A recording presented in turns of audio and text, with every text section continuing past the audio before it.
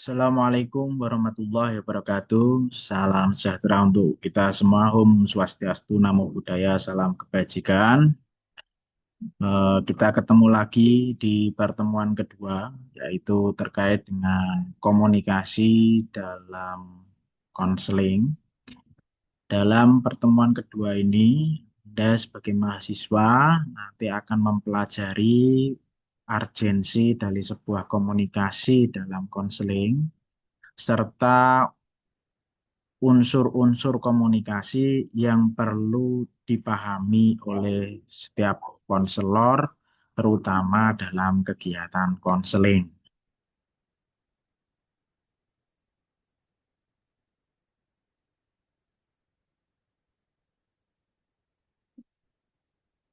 Nah, definisi komunikasi adalah menurut Gogbin, komunikasi merupakan pertukaran verbal dari pemikir atau gagasan. Yang kedua, komunikasi adalah proses yang melaluinya kita dapat memahami orang lain dan pada gilirannya berusaha untuk dapat memahami orang lain. Gitu, nggih. Jadi dalam proses komunikasi itu ada pertukaran pesan, gagasan, ide maupun pemikiran-pemikiran dari orang satu ke orang yang lain. Sehingga gitu ya, dalam proses komunikasi pasti ada material berupa informasi yang akan disampaikan dari hal ini dalam konteks ini konselor kepada konseling.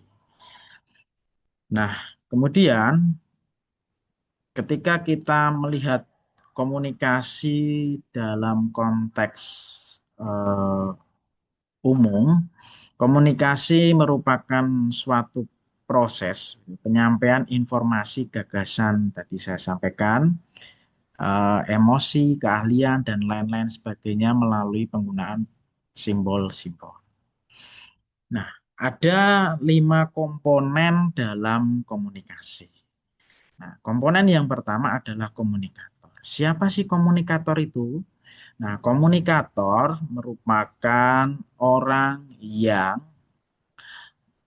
menyampaikan pesan, ya, atau dalam hal ini bisa jadi komunikatornya konselor maupun komunikatornya konseli. Sehingga gitu ya, dalam proses konseling, komunikator dan komunikan. Komunikan itu adalah orang yang menerima pesan. Sehingga komunikator dan komunikan ini bisa secara bergantian diperankan oleh konselor maupun konseli, tergantung pada konteks pembahasan yang disampaikan. Semisal, konselor menyampaikan terkait dengan nasihat. Berarti konselor di sini menyampaikan informasi. Artinya, konselor berperan sebagai komunikator. Nah, selanjutnya untuk komunikan, konseli menerima nasihat ya, atau menerima informasi. Terus dalam hal lain, misal konselinya yang memberikan informasi berupa masalah, gitu ya. Identitas masalah, terus kemudian hal-hal penting yang perlu dicermati dalam sebuah masalah. Nah, itu konselinya sebagai komunikator. Kebalikannya, konselor yang mendengarkan atau menerima informasi itu sebagai komunikan. Nah, pesan itu adalah materi, gagasan ataupun informasi-informasi lain yang dibahas dalam proses komunikasi. Terutama hal ini adalah dalam proses konseling. Nah, selanjutnya media. Media di sini bisa menggunakan media langsung maupun tidak langsung.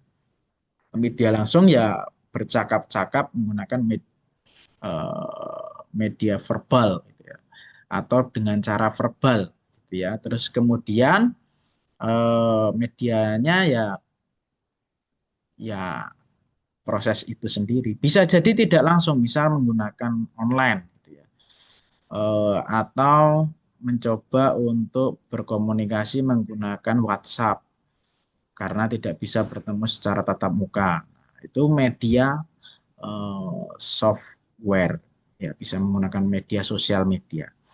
Terus kemudian bisa jadi kita mengkomunikasikannya dengan memberikan refleksi kepada konseli melalui Instagram, postingan Instagram atau apa begitu ya, yang bisa disampaikan kepada konseli itu sendiri.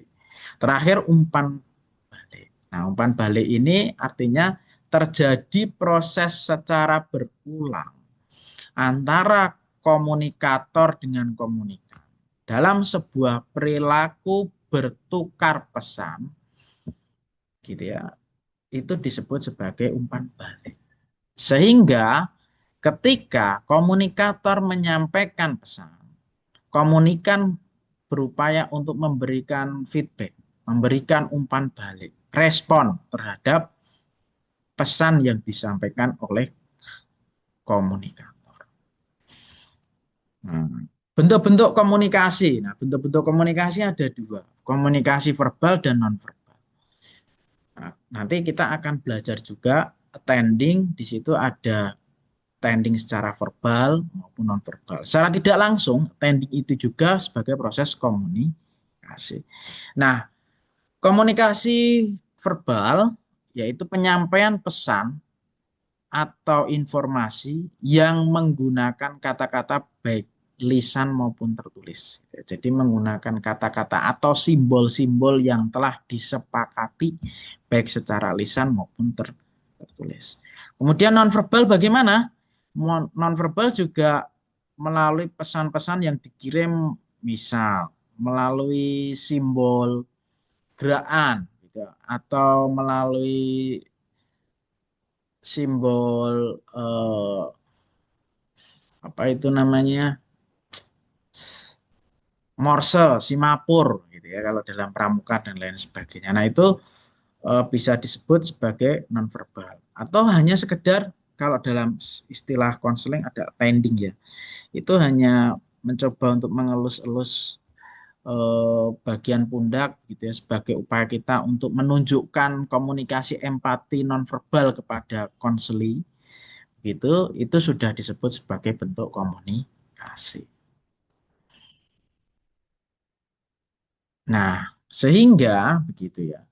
Dalam proses konseling itu konselor tidak serta-merta selalu menjadi komunikator. Begitu pula konseli.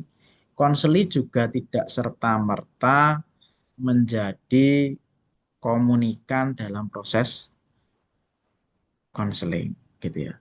Sehingga keduanya bisa secara eh, bergantian begitu untuk bisa menjadi komunikator maupun komunikan.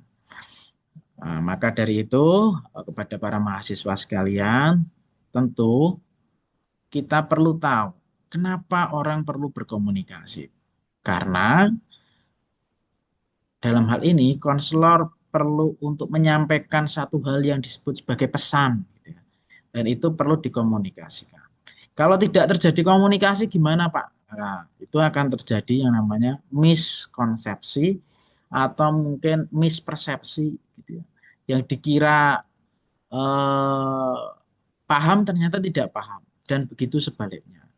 Nah, maka nanti dalam proses mempelajari komunikasi dalam konseling atau keterampilan dasar komunikasi dalam konseling, Anda akan disuguhi oleh bahan-bahan misal attending, kemudian paraphrasing, kemudian refleksi of feeling, begitu ya, dan lain sebagainya yang tentu saja itu dapat dipelajari dan itu bagian-bagian dari bentuk-bentuk komunikasi baik secara verbal maupun nonverbal dalam proses konseling. Ya, begitu yang dapat saya sampaikan. Kalau ada salah kata saya mohon maaf. Bila taufik walhidayah, wassalamualaikum warahmatullahi wabarakatuh.